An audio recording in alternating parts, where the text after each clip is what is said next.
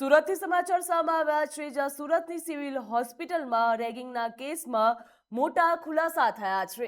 સૂત્રો મુજબ વર્ષો પહેલા જ જુનિયર સાથે ગેરવર્તણૂકની જાણ થઈ હતી. મહત્વનું કહી શકાય, જ્યાં એન્ટી રેગિંગ સ્ક્વોડને અગાઉથી ફરિયાદોની જાણ હોવાનો ખુલાસો થયો છે. સરપ્રાઇઝ ચેકિંગમાં જુનિયર્સને નીચું મોઢું કરીને ઊભું રહેવું પડતું હતું, જ્યાં પલંગ ઉપર બેઠેલા સિનિયર સામે જુનિયર્સ ઊભા રહેતા હોવાનો ખુલાસો થયો છે.